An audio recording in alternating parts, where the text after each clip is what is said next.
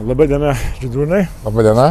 Mat, mus stebi daugybė Lietuvos žmonių, kurie rūpinasi savo valstybę, jos ateitimi, tame tarp ir sportu, ir kūno kultūra, ir sveikata. Mes esame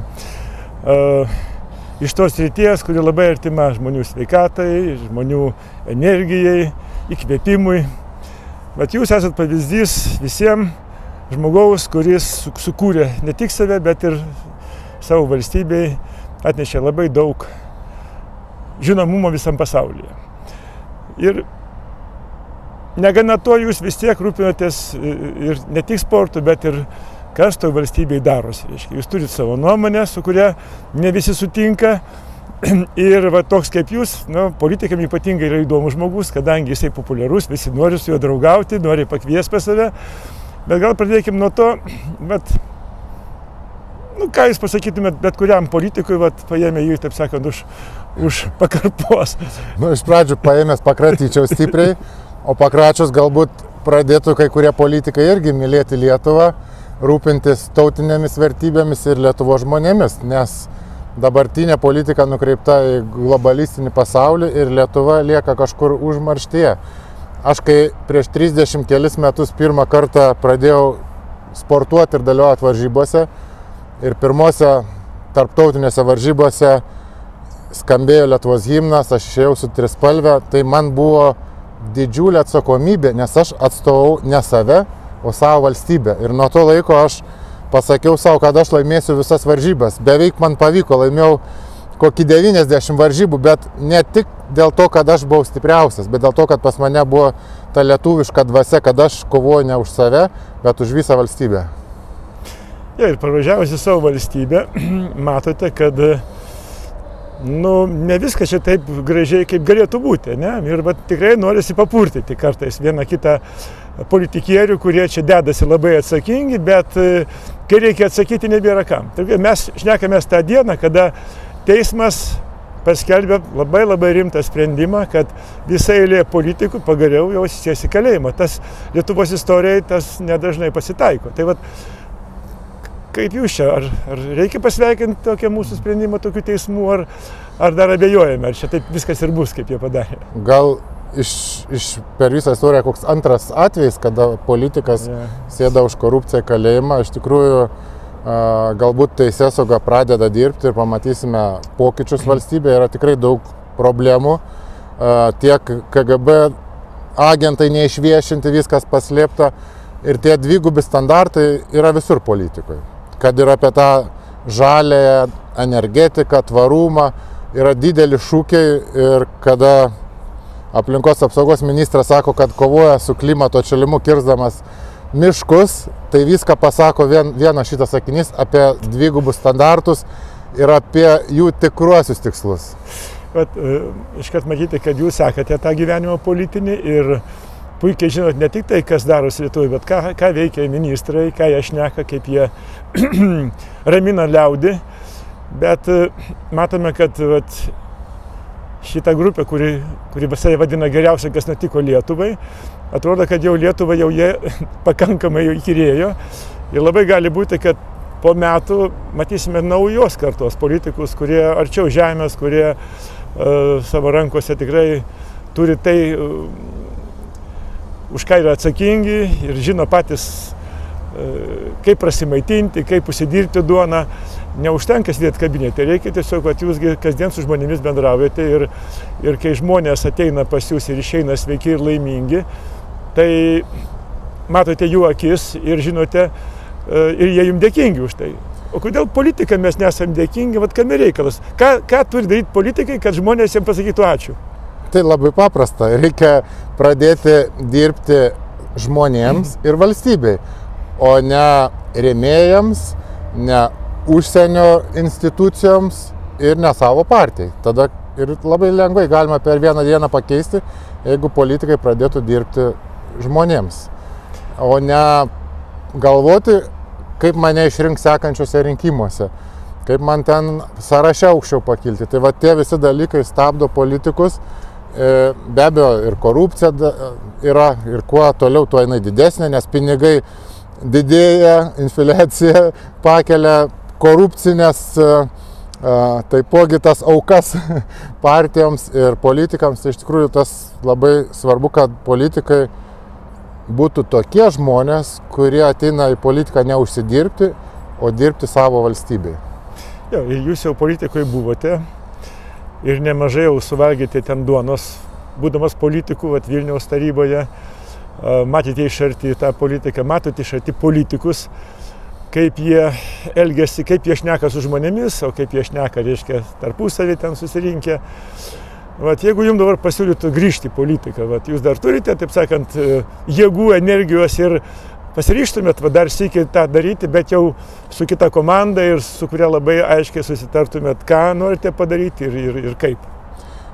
Sunku, kai iš tikrųjų dalyvauji politikoje, tu pamatai, kada politikas vieną daro, antrą sako, o trečią galvoja.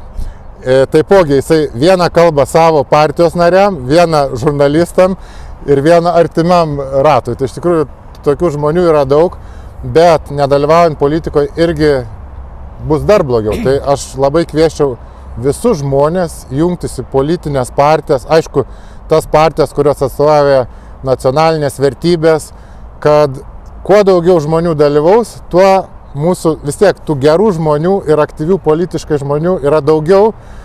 Mes tiesiog atidavę yra savo valdžią, saujelį kitų žmonių, kurie darosi tik savo naudingus, savo draugam naudingus sprendimus ir, kas blogiausia, ne Lietuvai naudingus.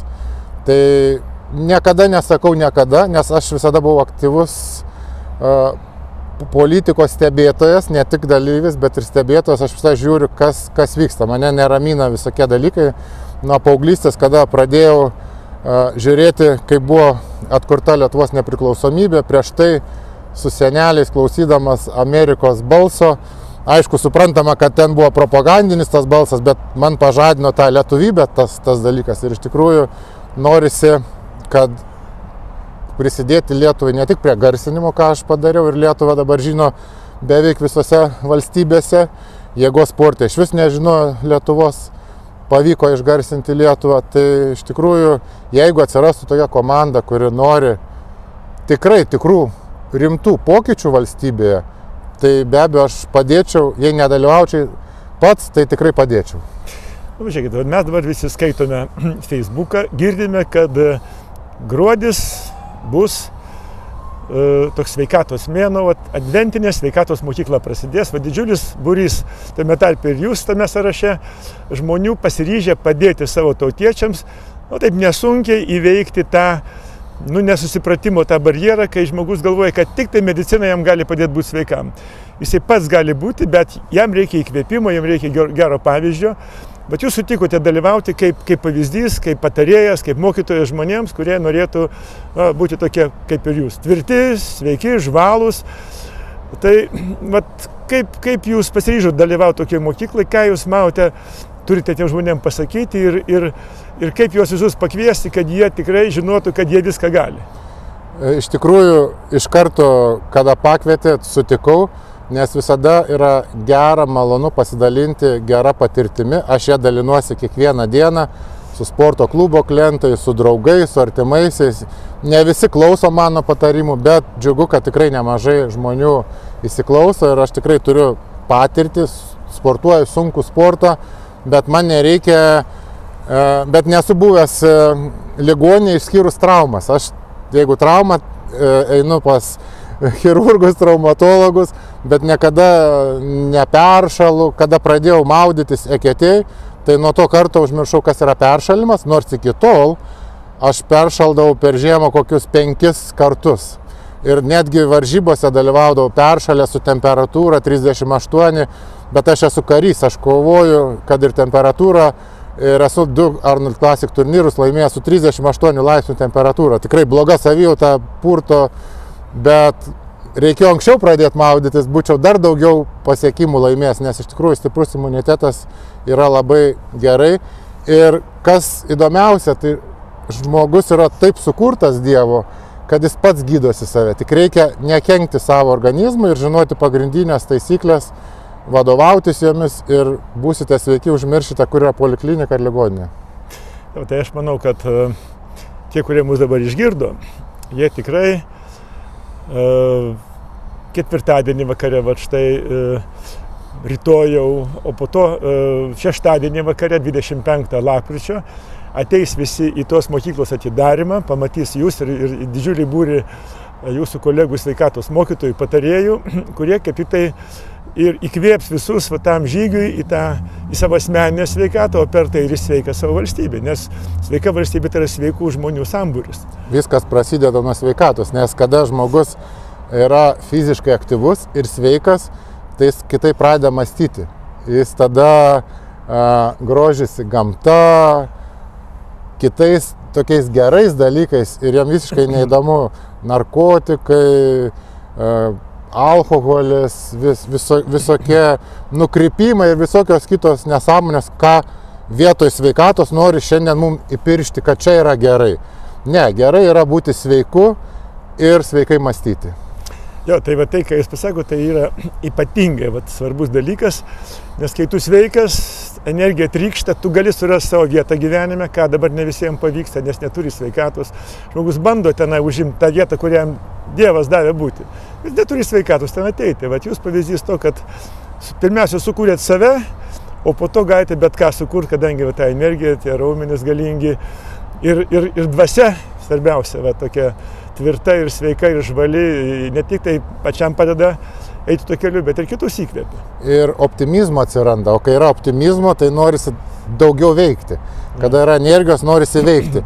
O kada žmogus yra ligotas, pavargęs, jisai grįžta iš darbo, kurio nemėgsta, atsisėda, žiūri televizorių, kur jam prikemša į galvą daug negatyvo ir netiesos, ir tada jisai visiškai yra depresijoje ir vos ne 50 žmonių vakarų pasaulyje vartoja antidepresantus. Tai toks žmogus jau yra toks pusiau robotas, jisai nebesuvokia, kas yra kas. Nu, mes dabar visko nepapasakosim. Žmonės, kai ateis į atidarymą mokyklos ir po to ateis jau kiekvieną vakarą pasiklausyti mokytojų, tai išgirs iš jūsų daugybę svarbių dalykų ir patarimų. Ir svarbiausia, kad jie suprastų, kad nereikia sustoti. Mes dabar šnekamės ir turbūt galim kalbėtis be sustojimo, kadangi jaučiame iš viens kito, kad nereikia vertėjo. Iš karto viskas aišku, ką tu nori pasakyti ir matai, kad tas kelias jau yra praeitas. Ir va tokie žmonės kaip jūs ir daugybė kitų, kurie ateis kartu, jie ir bus tie įkvėpėjai, kurie savo pavyzdžių parodys, kad tu žmogau viską gali, bet turi pradėti nuo dabar, nuo šiandien, netidėliotinai. Taip, viskas yra žmonių rankose, tą aš įrodžiau, gimiau mažam miestelį, panorėjau tapti stipriausiu pasaulio žmogumi, tapau ne tik vieną kartą stipriausiu pasaulio žmogumi, bet 10 kartų ir tiesiau 30 metų sportinę karjerą. Nors man visi aplinkiniai sakė, ne, tau nepasiseks, tau nepavyks.